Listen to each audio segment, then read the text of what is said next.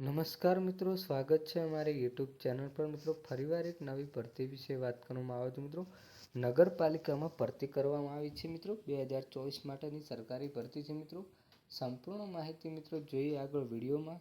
એના પહેલાં મિત્રો અમારી ચેનલ પર નવા હો તો ચેનલને સબસ્ક્રાઈબ કરી દેજો, કારણ કે આવનારી સરકારી ભરતી, સરકારી યોજના કે સરકારી ભરતીની માહિતીની અપડેટ સૌ પ્રથમ તમારા મોબાઈલના નોટિફિકેશન પર જણાવવામાં આવશે.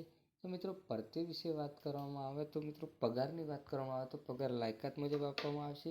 પોસ્ટ દ્વારા પોસ્ટ વિશે વાત કરવામાં આવે તો 20 જગ્યાઓ પર ભરતી કરવામાં આવે છે. મિત્રો તમારું ભરતીનું સિલેક્શન ઇન્ટરવ્યૂ દ્વારા થશે.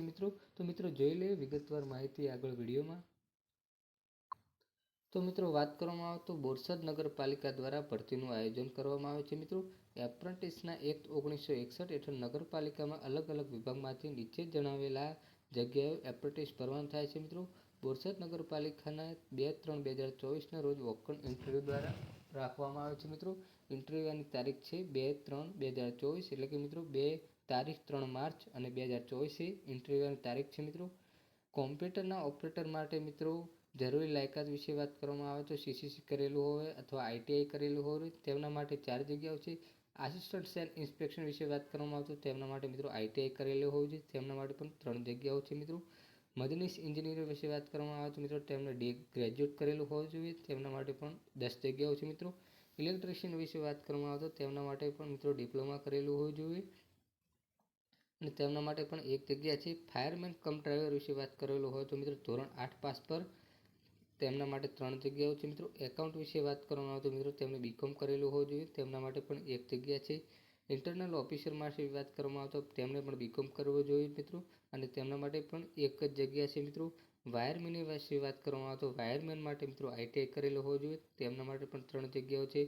વાયરલેસ ઓપરેટર વિશે વાત કરવામાં આવે તો તેમને મિત્રો ITI સરકાર માન્યનો કોર્સ હોવો જોઈએ તથા તેમને માટે જગ્યાઓ વિશે વાત કરવામાં આવે તો 2 હોવો જોઈએ.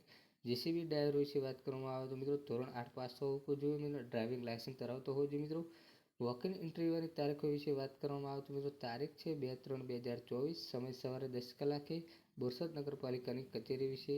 અને મિત્રો શરતો વિશે વાત કરવામાં આવે તો અરજદારે અરજી સાથે LC, શૈક્ષણિક લાયકાત પ્રમાણપત્ર, અનુભવ સર્ટિફિકેટ, આધાર કાર્ડ, ચૂંટણી કાર્ડ ફરજિયાત લાવવું પડશે. મિત્રો સરકારશ્રી દ્વારા નિયત થયેલા રકમ સ્ટાઇપેન્ડ દર મહિને ચૂકવવામાં આવશે. એપ્રેન્ટિસનો સમયગાળો પૂર્ણ થયેલો આપોઆપ છૂટા થઈ ગણાશે. ઉમેદવારો અગાઉ એપ્રેન્ટિસ કરેલ ન હોવી જોઈએ. આખરી નિર્ણય નગરપાલિકાનો રહેશે. મિત્રો ઉપરોક્ત ભરતી ફક્ત એપ્રેન્ટિસ માટે નોકરી માટે નથી. મિત્રો આ બોરસદ નગરપાલિકા દ્વારા આ ભરતીનું આયોજન કરવામાં આવ્યું છે.